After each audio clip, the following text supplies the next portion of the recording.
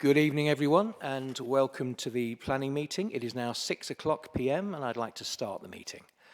My name is Mike Fletcher and I will be chairing the meeting tonight.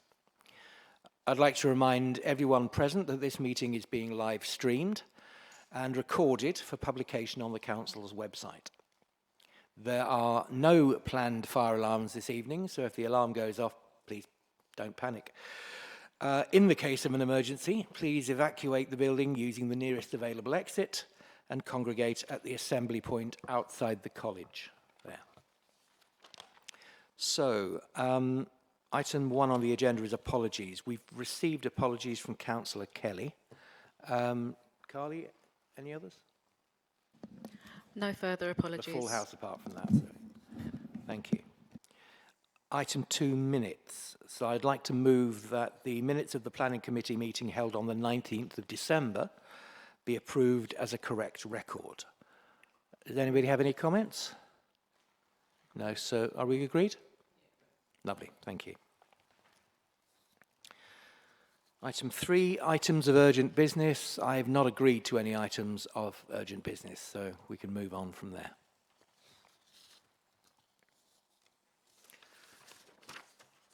Item 4 on the agenda, declarations of interest. So I'd like to just check, given the 3 items we're discussing tonight, does anybody have any interests that they wish to declare? No? Good. Thank you.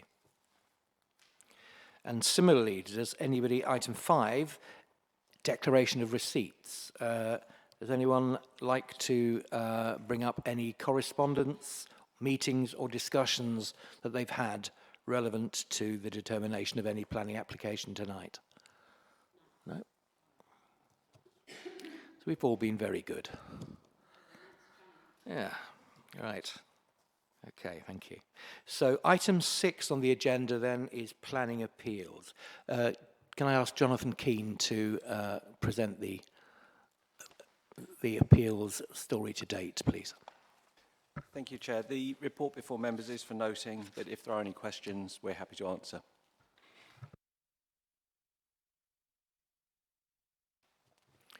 So short and sweet. Anybody got any questions? Bearing in mind we'll be talking about one of those appeals pretty well next. So I'm guessing you're reserving your ammunition for then. No questions on any of the other appeals. Lovely. Thank you. Thanks, Jonathan. So the recommendation then is to note the report. Can I consider it noted? Thank you. Right, so we come to item 9 on the agenda, which is King's Farm report update. Alan, I believe you're going to present the report on this one. Thank you. On you go. Thank you, Chair. This application at King's Farm came to Planning Committee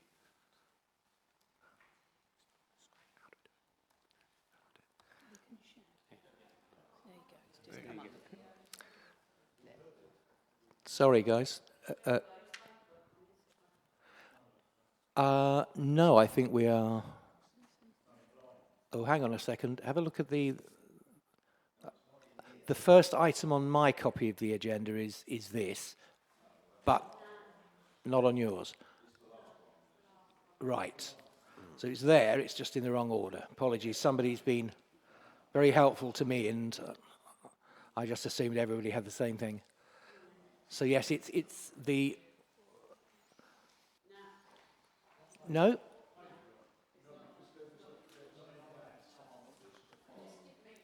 Right.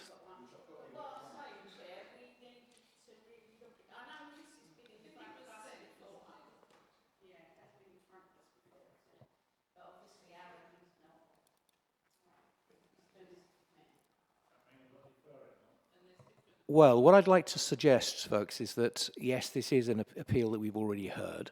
What the point of what Alan is going to do is simply to explain what's happened with it and to outline what we're intending to do as a result. And then we're basically going to ask you to delegate responsibility to Ash to take it on. If you'll just give me 1 second, I think Ash wants a quick word with yourselves. Okay, so this report was circulated to members of the committee in advance of the meeting. So you have, it would have been via email, yeah. So you have had copies of it. Nonetheless, just to reassure members, this is an update from Alan. We do have a recommendation. Alan can effectively talk you through the report. We weren't planning on going into lots of detail, but Alan, if you can just talk members through the content of the report, and then we can come to the recommendation. Okay, my apologies if that's caused a little bit of initial confusion, but I think you'll find that Alan will talk you through all the details you need. Separately, I'll have a quick chat with you afterwards, because I want to just check if nobody's had this through as paper copy, and that's maybe something we can think about for next meeting. It's not really quite how we'd want to do it.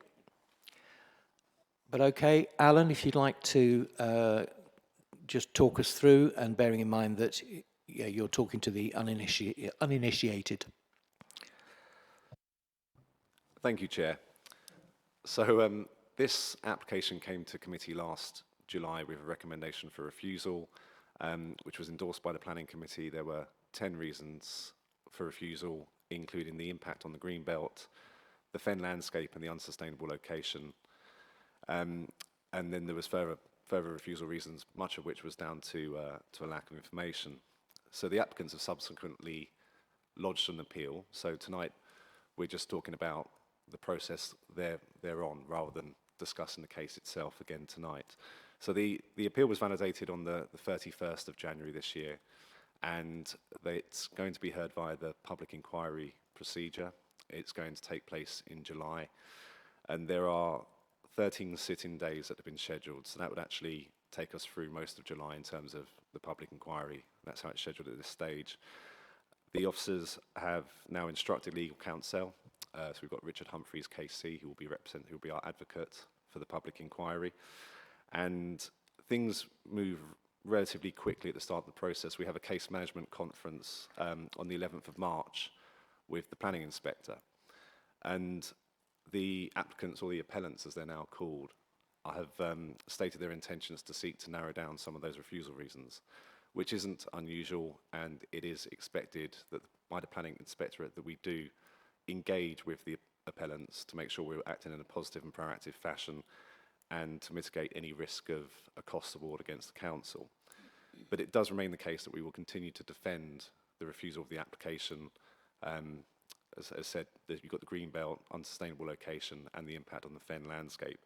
But we do need to work with the appellants as we go forward.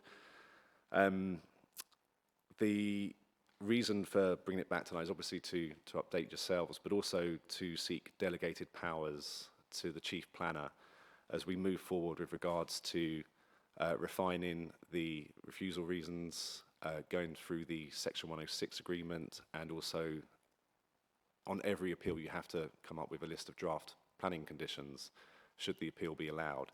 So what we're seeking tonight is the delegated authority to continue to move that forward with the appellants as the appeal progresses. Otherwise, the proof of evidence, which is essentially our case, we have a statement of case which is due a week on Friday, and then after that we have to compose various proofs of evidence, which is our evidence, which will be presented and then cross-examined upon at the public inquiry. And that's everything with regards to the update. Thank you. Thanks, Alan. I'm going to make sure we've got plenty of time to ask any questions that arise. I think, Steve, you had a question? Thanks for your report. Just wondering if you've received any information from the developers in the last week or so that would suggest that they are going to change or going to give us sort of Section 106, or anything's changed from their point of view? They have said that they will be offering 50% affordable housing on the site. They've upped it to 50%. given the new national planning policy framework to meet the one of the golden rules in that regard. They have also said that because it's an outline application for 750, so it's only access for consideration, but apparently they are also firming up the master plan with regards to showing how a potential layout could work on the site, and that will be coming in the next, well, presumably within the next week potentially. But that's not what we're deciding tonight, actually, is it? We're deciding whether we're going to give some flexibility to Ashley to negotiate on our behalf to ensure that the development doesn't go through, unless, of course, the minister decides otherwise, and then we've got to keep our costs down to an absolute minimum, yeah? Correct. Thank you. Thanks, Steve. Gary, you had a question? Yes, if we delegate power, could we end up doing what we did at East Tilbury by bottling it and saying the QC got to the point where we weren't going to carry on? Could cost or whatever, could Iceni beat us to the post or whatever, but is there any danger of that happening again in this case? We're not looking to do that on this appeal, no. Thanks, Alan. Kathy? Have we got any clear indication yet of how they're going to address the reasons we gave for refusal? Like particularly access to the 128, things like that. So it's more like I say, it's more what I call a defensive reason for refusal, things where it's lack of information. So as an example, noise was a refusal reason. That just means they've got to look at mitigation and making sure it's not going to be too noisy for future residents. The access onto the A128 was full consideration as part of the application, so that's fixed. But they're talking about improving links to the site. So and that was mentioned in the planning application. They're trying to get a footpath down on Parker's Farm Lane and create a quiet, it's called a quiet lane. But there's no details on that at this point in time, so they've got to come up with more information on that. So just to clarify, Alan, when you talk about defensive reasons, so I guess there are some reasons for refusal which, I mean, they can't change the fact that it's Greenbelt, for instance. What you're referring to as defensive reasons is, and apologies if I'm stating the obvious, but are things such as lack of information where we could be persuaded, but you haven't given us the information to persuade us yet? Correct. So if we had been recommending approval, we could have dealt with it by planning conditions to provide more information. So because it's a refusal, we need to put those on to make clear to a planning inspector what the issues are and what information is still lacking.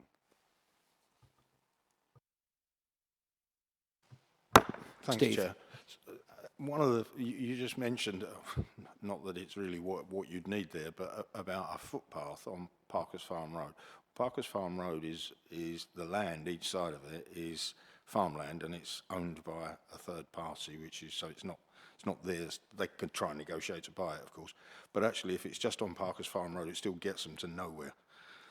So because at one end, that becomes a road into Balvin, and at the other end, it becomes a road into Allsip, and neither of which have got footpaths. So you'd have a footpath to nowhere. I just thought I'd make that point in case it wasn't clear to everybody. It would be what one might have called a folly in the 1800s, I guess. Thanks, Al. Thanks, Steve. Ash, you wanted to come in?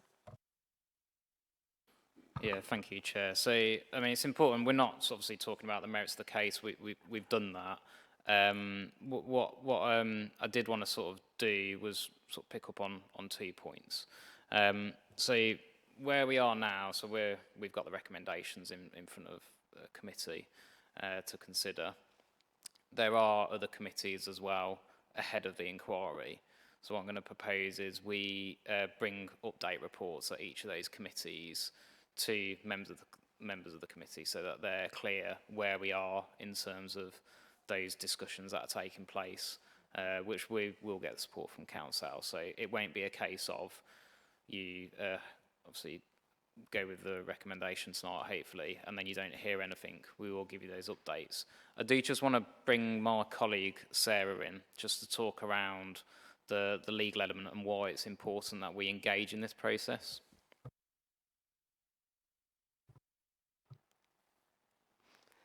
Thank you, Ashley. Hello, everyone. So the government guidance is really clear that councils need to proactively engage with appellants during the appeals process, and mainly to try and limit the issues between the parties for the inspector at the planning inquiry.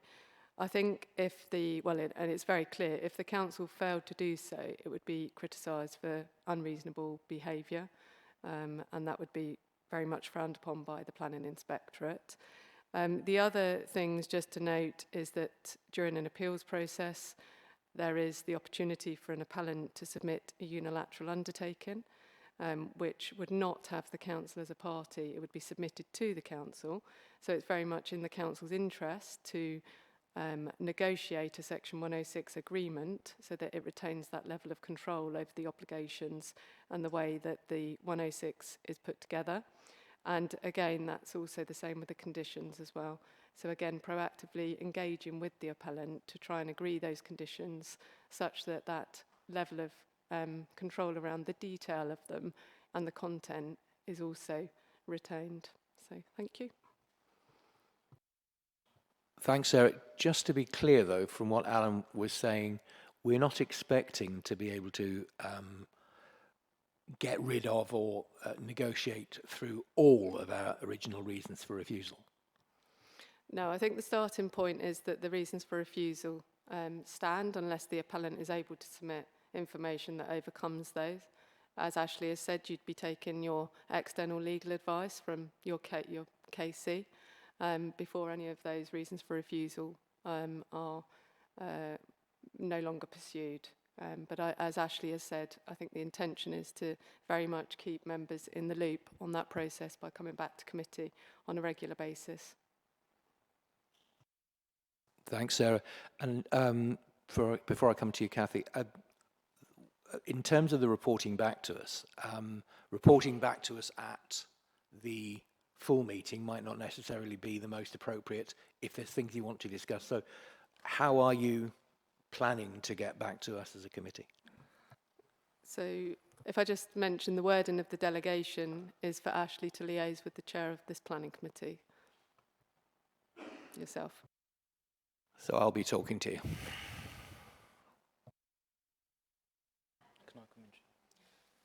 Sorry, before you, Kathy, Ashley's just going to come back in. So just on that point, so obviously this was a committee decision, and we'll have a lot of work to do on the appeal. So that's why the delegation is to myself. But it is important that the chair is part of that delegation. So ultimately, I will act in the best interests of Thurrock Council. That's my role. But ultimately, I will have to get the sign off from chair. So if chair's not happy, then we won't be able to pursue. So if you are concerned, obviously we have that. The updates that come here will be factual updates, so you're abreast of where we are in the process. Thanks, and I'll give my commitment now that as Ashley updates me, I'll make sure I keep you in the loop so you're not waiting for information, okay? So, Kathy, sorry, you had a question. Yeah, thanks. I appreciate being kept as fully in the loop as possible, obviously. As the application is just in principle, from what I understand, the appeal, will that also just be in principle, or will there be detailed plans be put forward at that stage? Yes, it is just the principle. So you would have reserved matters applications if it were allowed, but they'd have to come in with designs and layouts and everything else.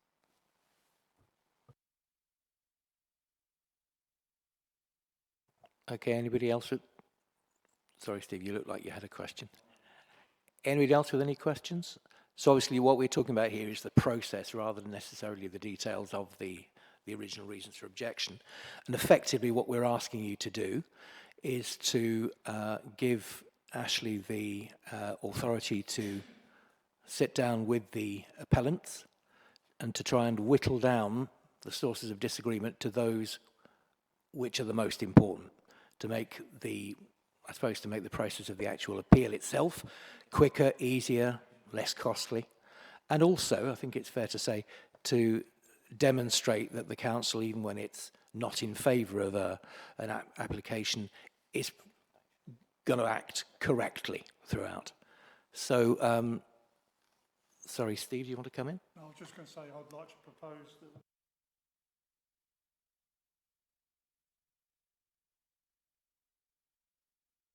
Get the recommendation on the screen so members are clear. Yes. If I read it, Steve, then I'll come back to you to propose.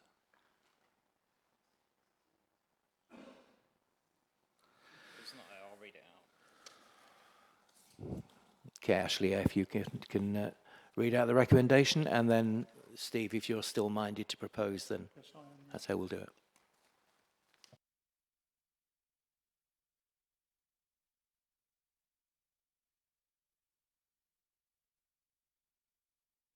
So the recommendation, members, that the Planning Committee agree to delegate authority to the Chief Planning Officer with the agreement with the Chair of Planning Committee to 1. Remove refusal reasons or refine the basis for refusal reasons as and where appropriate.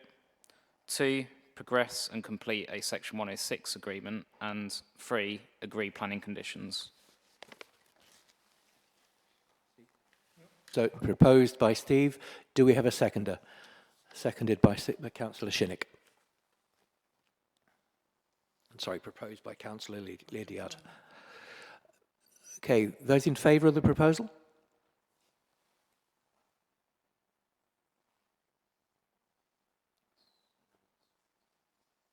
Just keep your hands up for a second. Yeah. And Steve doesn't get a vote, so sorry, Steve. So I believe that's unanimous, Carly. Thank you, folks. And as Ashley and I have said, we'll keep you informed of the progress of this. What was a slightly new process, or? Yeah, so this will be, yeah, it's slightly new to a point. So we always would try to bring updates, but I think the commitment to bring them at each committee is new. I think it's part of the improvement process. So hopefully that's a positive outcome. Thanks, Ash. So I'll move us on to agenda item 7, and this is 49 Lime Close, South Ockenden. And Nadia, I believe it's yourself to present the report.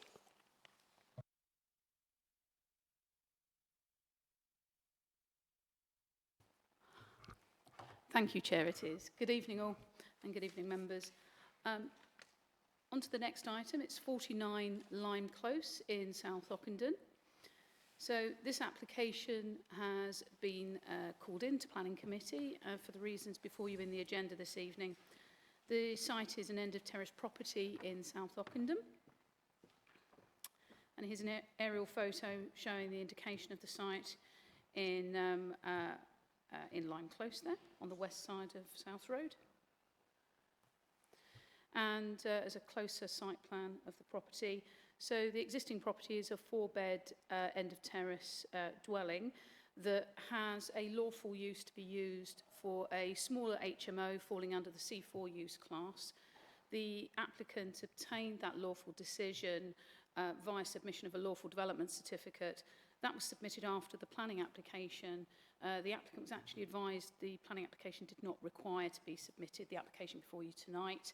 However, because it was called in, the applicant wanted to have the application come to committee in the interests of openness for members to consider that, but nonetheless also submitted a lawful development certificate for the change of use to a smaller HMO for no more than 6 persons or 6 households maximum living at the property. The majority of the change to the property results from the change of use from the dwelling to an HMO with minimal changes to the actual property itself. So these are images of the property as existing when the application was submitted. You can see the flank elevation there and the front and rear elevations.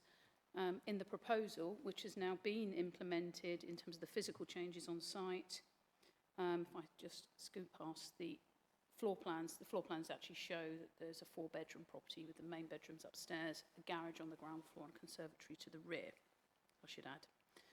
In the proposal, the application seeks to convert the garage, install a window in that flank elevation of the garage, retain that garage door still there, but the inside it would all be converted, and the garage would be re-roofed with a more appropriate insulated flat roof.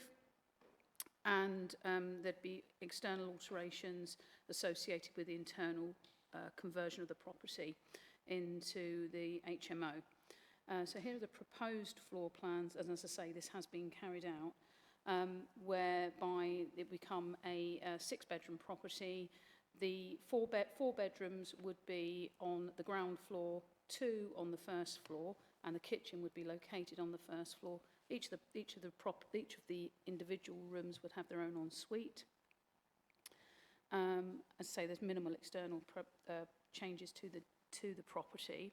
And just for comparison, I've got an image from Google Street View to show what the property did look like in the summer. This was in, July 24.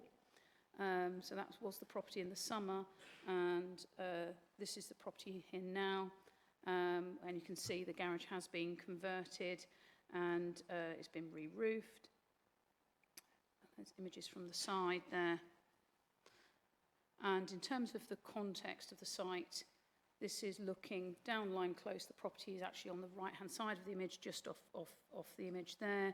It shows the existing parking layout within the residential street scene there. And again, looking from the property northwards up towards the main thoroughfare and road in Lime Close.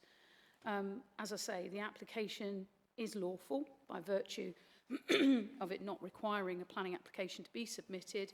There are no adopted core strategy policy objections to that change of use, and it's recommended to members for approval.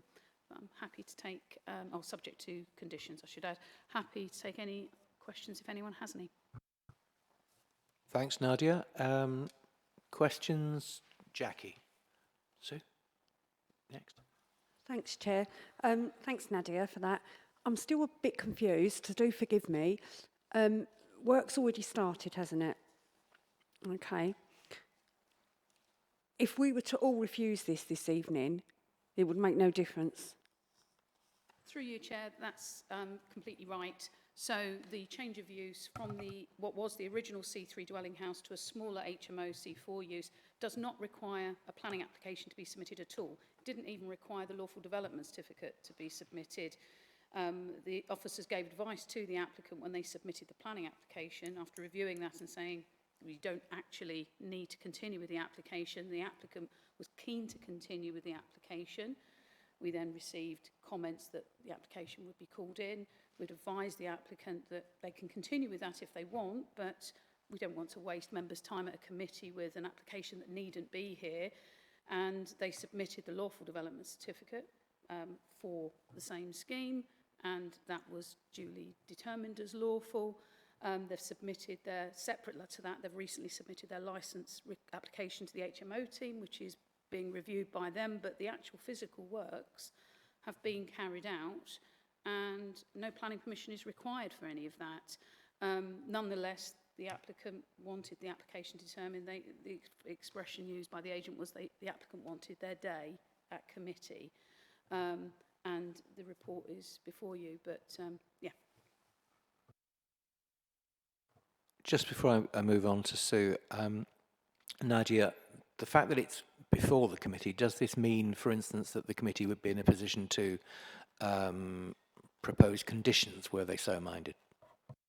Chair, no, there'll be very limited conditions that could be imposed, and that's reflected in the conditions included on page 34? Yes, on page 34. We're very limited in terms of what we can seek to impose as being necessary in meeting all the 6 tests, planning conditions. So one of those relates to materials. We've conditioned, or I've recommended the cycle store and refuse storage be conditioned, just so we're content with those details. But that really is it. We can't do any more than that. there'd be no justification for doing it. It wouldn't comply with the relevant tests. Well, I mean, certainly personally, those conditions actually do sound worthwhile having. So, Sue, your next question. Yeah, I was just going to say, I know that area quite well because I was a councillor over there at one time, and it's the parking there is very, very restricted, you know, and that would have been my main concern. But as you obviously say, it's going to go through anyway, isn't it? Through you, Chair, I did take a good look at the parking on site yesterday because I thought this would be a concern given why the application was called in. And this image here probably best replicates, this was at about 20 past 5 yesterday evening, and I thought it's a good time of day to go. People are often getting home from work. There wasn't any difficulty in myself parking. The property itself still retains a parking space there, immediately in front of the property, and neighbouring units park in front of their garages or in the informal square setup. But there didn't seem to be such a problem with the existing parking that would be made worse by this proposal, given the fact that it's lawful anyway, by virtue that it still fits within that definition of a dwelling between and can move between C4 and C3 use. There wouldn't be any reason to refuse it on parking grounds at all. Sorry, Jackie, then Aaron, then Kathy, if that's okay. Jackie. Thanks, Chair. So, this is all really sound fairy, Anne. I'm a bit bemused by this, but it's been called in, and I appreciate that. There are already 2 HMOs in the area, isn't there, in Lime Close? There isn't any permit parking, as I understand it. The commuters are already parking there and causing congestion, and obviously there's going to be a strain on services, I assume, sewage, but it really doesn't matter a jot because it's going to go through. So I'd just like to put on record that I see this as a complete and utter waste of members' time and officers' time this evening. But thank you anyway. Thanks, Jackie. Aaron? Thank you, Chair, and thank you, Nadia, for the report. Just following off of Councillor Shinnock and Councillor Maney, you said that parking wouldn't be a reason for refusal, but if we added 6 more vehicles coming out that house from 6 properties, that would be a huge impact on that area. Do you agree on that? Through you, Chair, 6 more cars would have an impact. There's no doubt about that. However, the proposal from a C3 dwelling, already a 4-bedroom dwelling, would require, in terms of our parking policies, and don't want to preempt what our highway officer might say, but that would require 3 off-street parking spaces. A C4 dwelling for no more than 6 households would require the same number, so that we're comparing like for like. We're not talking about a more intensive use, notwithstanding your comment about, you know, if theoretically each of those individuals had their own car, but similarly you could have a 4-bedroom house with grown-up adults in who also have their own vehicles as well as the parents. So, but I do sympathise with the position. Thanks, Nadia. Kathy, I think you're next. I think it's been covered really. I was going to ask if there was restricted parking there, but there's no restrictions.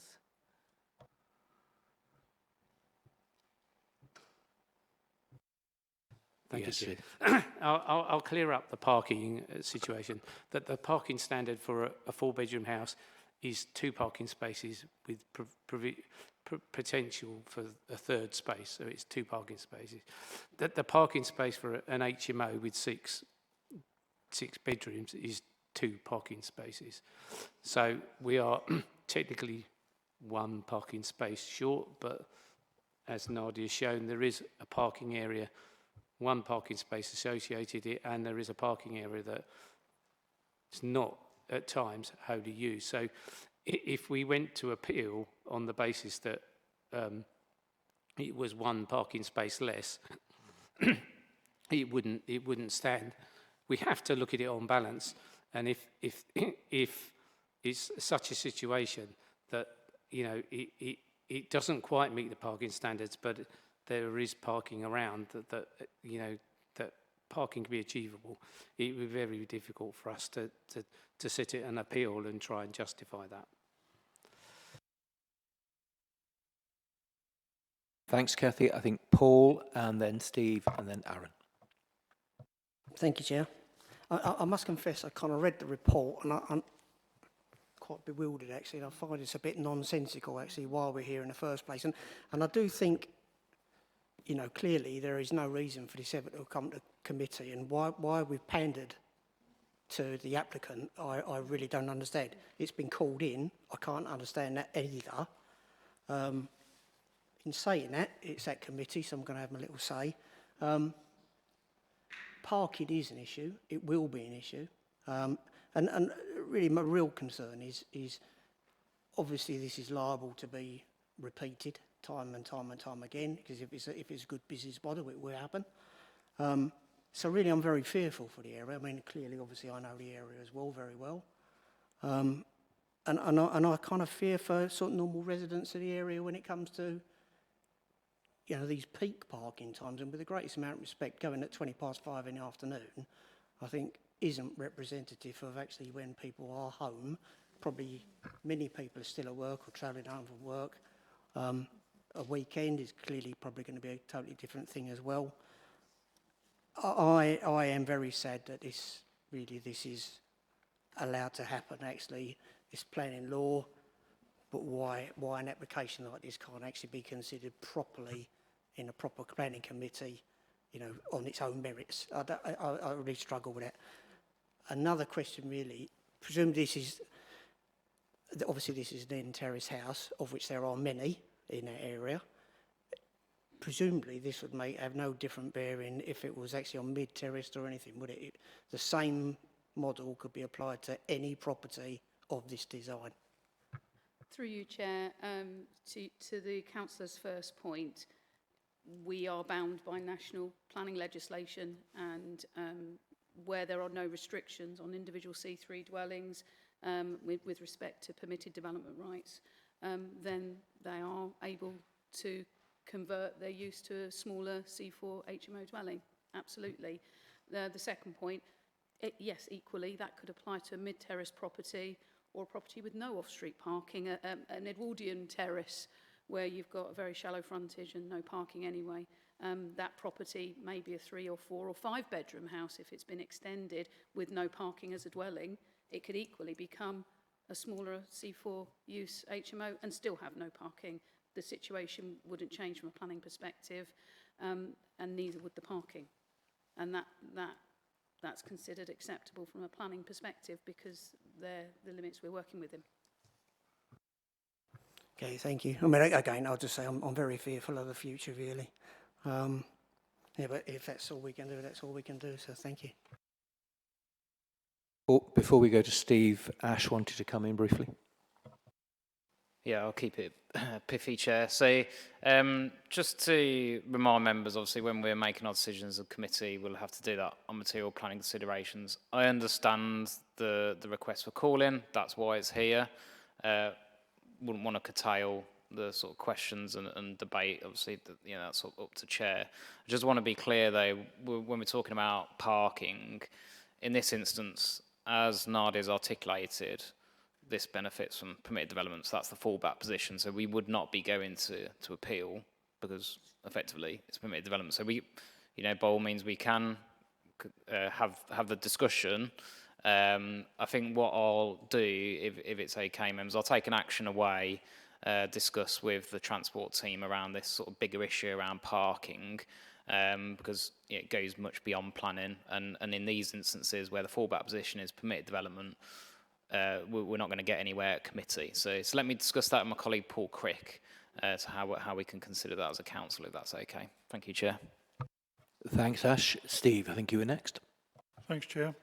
It's a bit of a wake-up call, really, and I do understand that, you know, it's a fairly sort of low-cost area in terms of houses, in terms of HMOs, high return. You can imagine a lot of the London boroughs wanting to buy up houses in the area, turn them into HMOs. A bit of a wake-up call really, because I mean, what's to stop 10 more houses in that area? I mean, I've been there in the last couple of weeks, and as you say, the parking's not too bad at all. With one HMO, with 10 HMOs, we've got a totally different situation, and I feel we need to take that further. Thank you. Thanks, Steve. That's noted. Aaron, I think you're our last question. Second, our penultimate question. Actually, your anti-penultimate question, and I don't know what's the word before that. So Aaron, followed by Steve, followed by Kathy. I think I might want to go last now. I just want to follow up on what Julian followed up about the parking. Just quite simply, if they can only have certain parking with that type of HMO, if they went over that, how can we enforce that? Do you mean actually over the number of HMO? So say if they're entitled to 3 cars per that, how can we enforce if they had 6, for example? Yeah. The parking standards are really complicated because obviously we set those to sort of averages over the whole of Thurrock. So you will find that some HMOs may have no cars associated with them. Some might have 2. Some might have 6 also if there's 6 in. So that's the way the parking standards are based on a Thurrock average, and that's where we get the parking standards from. The difficulties in areas like Nadia's saying, we're even with an ordinary application. So if an ordinary application came in and changed itself from 3 bedrooms to 5 bedrooms, 6 bedrooms, we can't increase the parking. We can't increase the parking because they're not actually impacting on the parking. If that was, for instance, taking a garage, then yes, we would look at it and say, well, you need to potentially replace the garage if you're converting to a 5-bedroom house. Say, say you had 4 parking spaces with the garage, then we would say, we'd look at it like that. So it can be quite complicated. I think the difficult thing to get your head round is the fact that if you're not impacting on parking from a highways point of view, we can't actually comment, if you see what I mean. So a terraced house like I live in, which has got no parking, if I put a bedroom in my house, I can't actually comment from a highways park. I understand what you're saying, it's more cars, but ultimately that's the way the parking standards work. So just to follow up on that, if I understand it correctly, then if we've said 3 cars, if there are 4 cars, 5 cars outside there, there's nothing we can do about that? No. Bearing in mind, obviously, that Ash, you have taken an action away to speak to transport, but I think we need to be realistic about the limits within which we can work. So, Steve, I think you're next. Thanks, Chair. Just following on really from exactly what Steve Leadard was saying, and I've brought this up before, and I know I've had the discussion with Julian, and apparently the last time they re-looked at, and this is perhaps information for Ashley, the last time they looked at the number of parking places per property based on the type of property and so on, they actually reduced the number. So didn't we do well? But the other point, and I have said to Julian before, you have to think about these days, and it's not specific to this application at all, but you have to think about an awful lot of people where companies have sold off sites take vans home. So they could have 3 or whatever number of cars and vans. And so if you sort of extrapolate that slightly further, supposing the HMO had 6 fairly large vans, and then you've got another couple of those there, all of a sudden, a large van takes up more than 1 car parking space. So the problem just gets exacerbated. And I've said, and Julie and I have had this discussion over the years, but what we're not doing is trying to alleviate the problem. And the fact that the government doesn't want people to have cars, well, unfortunately, people think otherwise because we don't have an integrated infrastructure for transport. It's not like going into a London borough where you've got tube stations and buses every 30 seconds, and we haven't got any of that. There is a station nearby to here, but when you look generally across Thurrock, if someone works in Chelmsford, then effectively they've kind of got to go into London to come out again to do a short journey to Chelmsford. It's just, so I think it might be worth, from your point of view, actually, this is a discussion Julian and I have had very light-heartedly over the years, which I've always been dead against, and I understand Julian's point because of where he sits and what his role is. But I do think it's a nonsense that we don't these days think about people that are employed and have vans as well as personal cars, and their wife might have a car as well, possibly 2 vans in our household, because the wife might do something where she works using a van. So just worth, people think about cars and don't always think about commercial vehicles. That's the point. Thanks, Chair. Thanks, Steve. Worth bearing in mind, though, that from the point of view of the decision we're going to be asked to make shortly, this is not something that we can actually decide on. So, yes, it clearly, it's something that impacts on new development, but from our point of view, it falls outside our remit. Okay, Kathy, then Gary, and then I'm going to suggest we move on to, do we want to move on to debate, or do we want to move straight to the vote?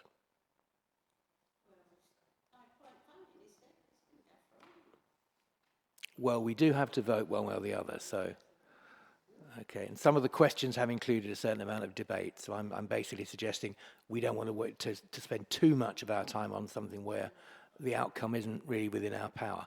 However, I think the questions and the points that you've made are really useful, and it's important they come out, which is why we've put the time into it that we have. So, Kathy, and then Gary. So only quick, and I see all the issues, especially with vans and things like that, and it is an issue.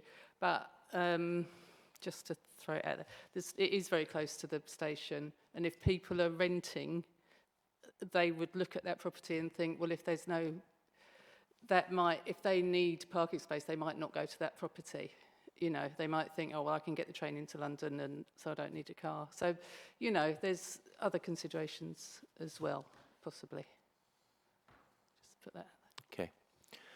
Thanks, Kathy.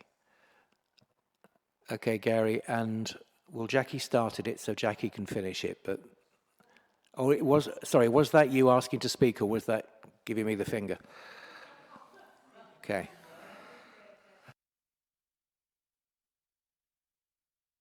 Gary, what's happening to you? Yeah, thanks, Chair. I can't remember, sorry, I did try to look on my phone. Is there a green, there is a little green in Lime Close there? There is, Julie, yeah. Yeah. Bring up the area and you can see there is in the middle. I'm just going back to it because there's quite a few different parts of it. Yeah. Oh, it's not on here. There you go. Ish. That only shows the part of where the application site is, but to the west and south of there is the area of greenery, and because it's a very because of the layout of this estate, as we've discussed before at committee, it's quite spacious, and you know, I quite like that actually. Thank you. I like it too, apart from when the vans and the cars park all over it. Is this accessible by car, these greens? Because we know, yeah, you know what's going to happen, don't you? I mean, it's a particular bugbear of mine anyway, when you've just got council-owned green that cars are parking on and vans are parking on and turning it to mud. That's going to happen there, isn't it, with the parking situation? Through you, Chair, this view is looking southwards with the property, the application site on the right. So at the bottom right-hand corner, so immediately adjacent and south of the application site, there's about half a dozen parking spaces there. You cannot drive south beyond that to the green area. You can't, not unless you were deliberately driving over pedestrian footpath parts, but there isn't access for vehicles beyond that part, no. Thanks, Nadia. So I've mentioned that I'm not sure that it's worth spending too much time debating this, but Oh, I'm sorry. Yes, Gary, you were. On you go. Enjoy yourself. I was just going to agree with you. I'm just sitting there all through it. We spent more time on this on the airfield. To be told you can't do nothing about it, I'm just sitting there going, what are we here for? And it's just something as important as the airfield. And we go, they're gone, and this. Everyone's debating. It's great, but why? Just can't see why we've typed this out, we've printed this out, and we're here for. We're just asking questions for the sake of it, and it just seems madness to me. Thanks, Gary. I would point out that the airfield item is basically just the introduction to a process that will, at the end of it, we'll have spent a lot more time on. However, totally understand, and I think in amongst the questions there were a number of I think very clear and very heartfelt statements of your concerns. So I'm going to suggest we go to the vote. What I would like to say as far as the vote is concerned, the fact that it isn't going to have a material impact shouldn't sway how you vote. If you believe this is something you would support, then support it. If you believe it's something you would not support, then don't support it. I don't want this committee to go through the process of discussing something only to in effect go, oh, and we can't really make any comment. So please vote as you consider it for or against, okay? So the recommendation, if you don't mind me going to the recommendation, is that the Chief Planning Officer be authorised to grant permission for the development subject to those conditions set out in section 16 of this report. So do I have a proposer for that recommendation?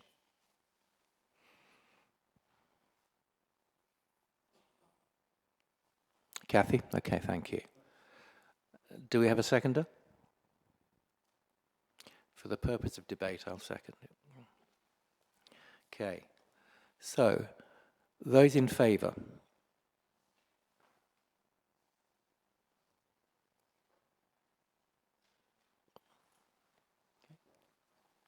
Those against?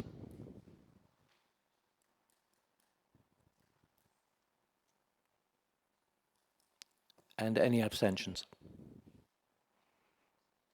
Thank you, folks.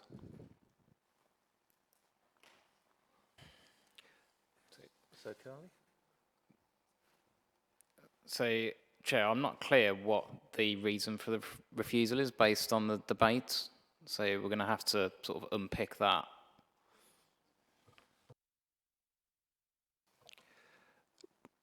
Paul? Chair, I'm confused. We don't need planning permission. The work's been completed. What on earth are we voting for anyway? I don't. So this becomes my opinion about this development, and I don't like it. So my only course of action was to say no, but it's already happened. I don't understand why we're here doing this. I'm sorry. I think it's best because I think they're right. Why spend more time on it? Just handing over to Ash for a second. Yeah, so ultimately, yes, you have your opinions. However, this is a planning committee. So as the item is at committee, you have to make a decision on the planning item. And that decision must be based on the material planning considerations that we've talked through. So the vote that you take must be made on those considerations. So while, yes, it's appropriate to have your opinions, as I say, when you're making that decision, it must be on those material planning considerations. So if you're voting to refuse, ultimately you are voting to refuse the application. Now, if that is the intention of committee, I would, based on the discussion, because I'm not clear the reasons for refusal, I would request that we defer the item, and I'd be going back to the applicant to suggest a withdrawal, because ultimately the fallback position is permitted development. However, it's over to you, Chair. If you wish to, based on that advice, we could re-vote, but I'll leave that over to the Chair now.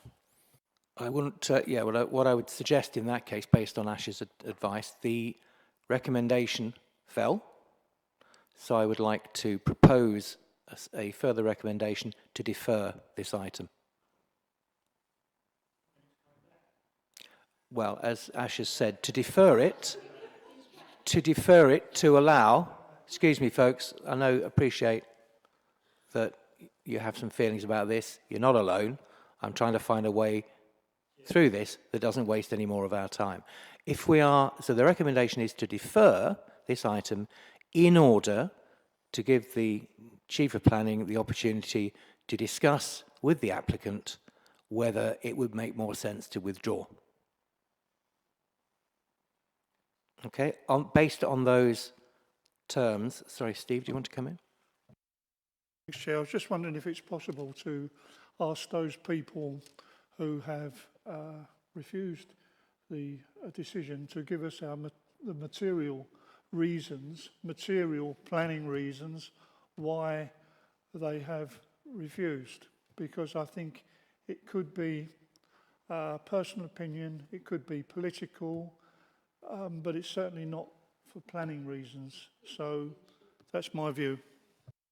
Thanks, Steve. What I'm going to suggest is I will proceed with the vote for a deferral. If that falls, then the only thing left to us is to ask for an alternative recommendation. And at that point, we can start talking about the whys. Okay?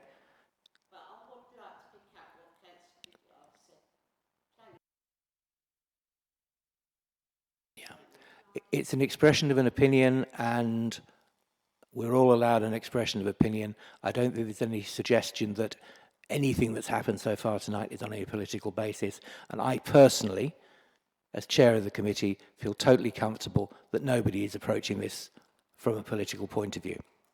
Okay, so the recommendation which I am proposing is to defer this in order to allow Ash to discuss with the applicant and see if they can be persuaded to withdraw the application, given that because it's already effectively got permission, we don't really need it. Okay, do I have a seconder? Chair, can I just ask one question? Has this ever been asked before it ever come here? Because we know we're going to be wasting our time again if we've asked them to withdraw the application.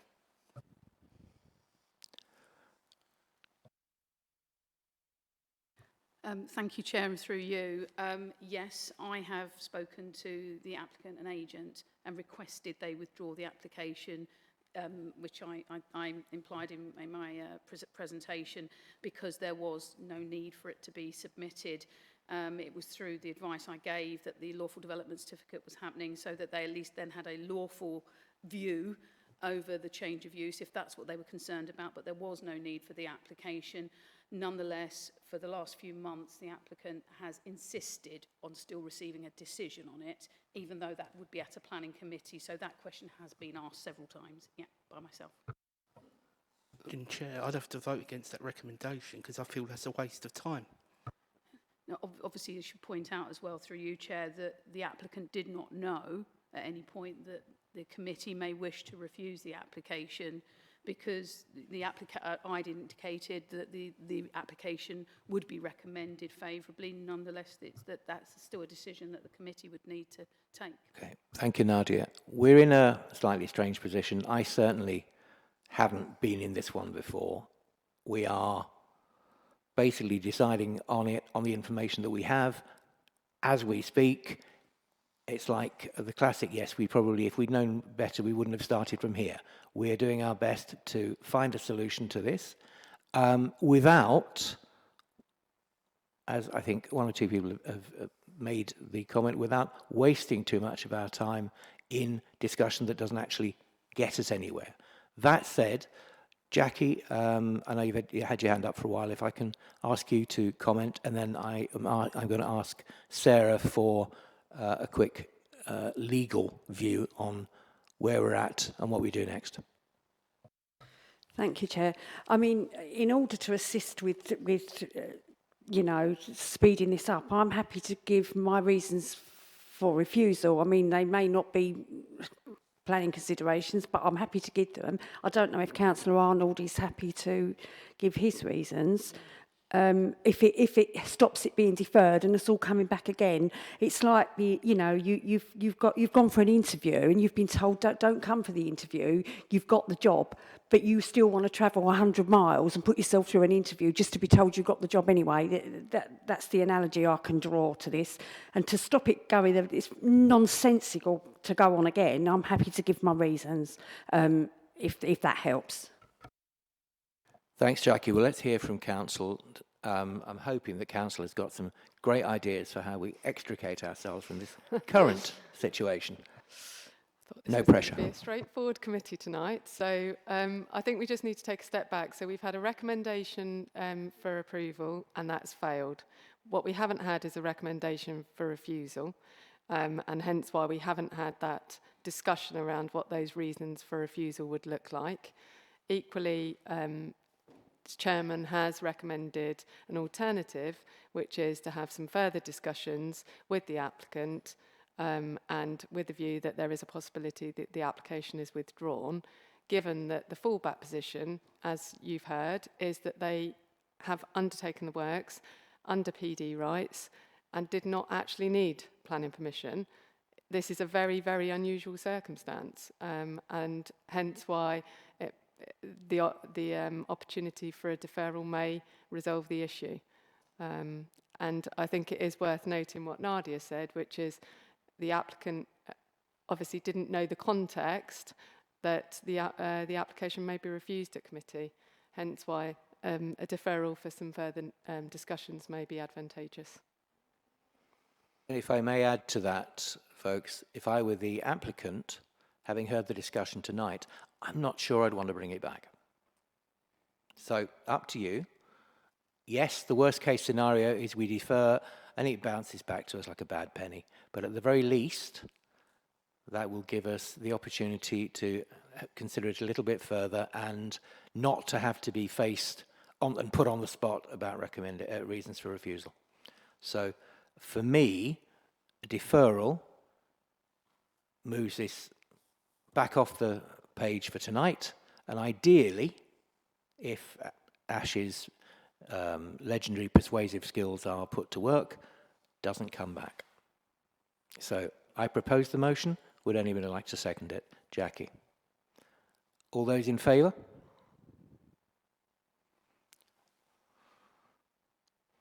Nearly forgot to vote for it myself.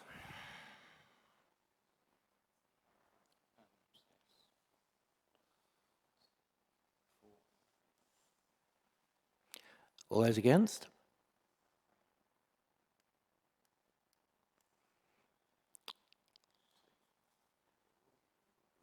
Any abstentions?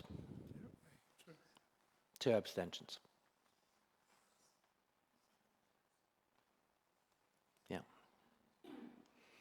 So Councillor Byrne and Councillor Lydia. Thank you, folks.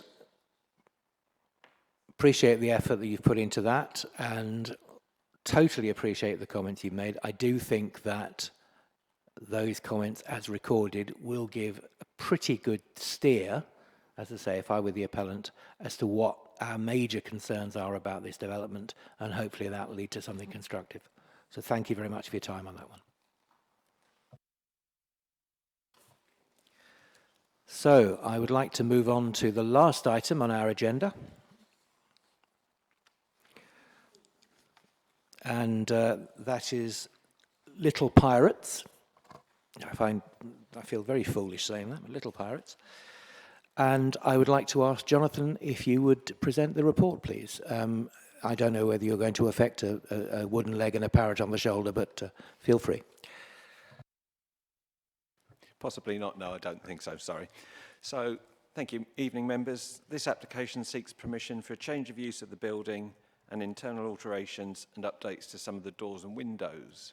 So the application site is red on the screen. It's to the west of the relatively recent new housing development on just off the main road in Tilbury. There's the site aerial photo. The site has previously been used as a children's day nursery, but that closed down, I think, about 18 months ago. So this is a Google Street View image showing that the site is well screened. There are trees and mature planting behind the palisade fence. These are some pictures from the site. It has been left vacant for a while, so it's in a fairly poor state of repair. So these are the existing plans and elevations. It's a single-storey building, a typical building of its type for nursery and sort of community use. And the proposed plans and elevations show some changes to doors, some changes to windows, and internal changes. So the proposed change of use will provide special educational needs facilities for 20 pupils. There'll be 20 parking spaces outside the site for vehicles. The proposed use as a special educational needs school is similar to the child's day nursery use in its sort of education type use, and it's considered to be acceptable. The minor changes to the building are acceptable, and the building is well screened, as you've seen, from public vantage points due to palisade fencing and planting. The proposal is therefore recommended for approval, subject to conditions. Thank you, Jonathan. Deceptively short. So I know, Steve, you wanted to ask the first question. Thanks, Chair. As you know, I'm ward councillor there. I know the area very well indeed. I've had a couple of calls from the Scouts people who were using it. Have they given up using it? I wasn't aware that the Scouts were using it, so we haven't had any correspondence from the Scouts as part of the application. So I understand that, I don't understand, or sorry, wasn't aware that they were using it, no. I know there's plenty of parking space there. I know I'm really keen to see special needs education, because there is a lack of it in Thurrock. And yeah, I support it 100%. Thanks. Thanks, Steve. Julian, you wanted to come in. Yeah, thank you, Chair. I actually volunteer in the Scouts, and the Scout hut is actually next door, and I was there on Tuesday night with the Cubs rifle shooting, and I can confirm that there is plenty of parking there. Thanks, Julian. Gary. I've got no problem with this. The only thing that always bothers me, hours of construction, because it never ever works out like that. They spend all day Saturday, spend all day Sunday doing it. So what powers of enforcement have we got to any of this? Because I say I've never ever seen, we always type this, but it never ever happens. So what happens if they go all day Sunday or all day Saturday afternoon? So we do have the hours of construction condition on page 49. So that's Monday to Friday, 8 till 6, and Saturdays, 8 till 1 o'clock. I do understand your concern, and I know the sites you've been talking about recently where there have been breaches of those conditions. With regards to what's proposed on this application, they're fairly minor changes to the windows and doors, so it wouldn't be the type of work that's been on the sites you're familiar with. But we do have powers of enforcement. If there was a continuous breach of those hours, we could serve a notice on them to stop them doing those works. And if we served a breach of condition notice and they continued, there would be fines and prosecution for that. So we do have the powers, but I think in terms of this application, given the small nature of it, it should be fine, but appreciate your point. Any further questions? This might sound like a stupid question, but I do feel I've got to ask it, Jonathan. This, let's just be clear, isn't covered by permitted development then? No, it isn't this one. The child's day nursery and education provision are in discrete use classes, so it does require permission, yeah. Thank you. I'm just ready to propose it. All right. Chair. I will just check. Any further questions? No further questions. Do we want to debate this? Anybody have any strong feelings either way? In that case, I will move to the recommendation, which I think Stevie's going to propose, that the Chief Planning Officer be authorised to grant permission for the development, subject to those items set out in section 16 of the report. So proposer is Steve. Do I have a seconder? Ooh. Give the new boy, give it to the new boy. Aaron, seconder. And all those in favour?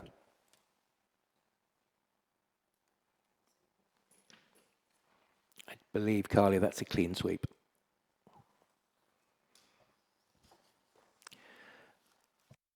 Lovely. Well, thank you, everyone. So that recommendation has been approved.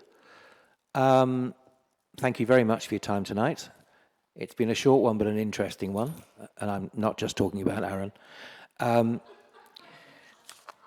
Thank you very much for joining us, and they will be more of the same. Thank you, as I say, for putting your all into this. We have, I think, quite an interesting programme of these meetings coming up, so I look forward to more of what is always spirited and heartfelt debate, so thank you. And I would like to conclude the business of the meeting at 7:10.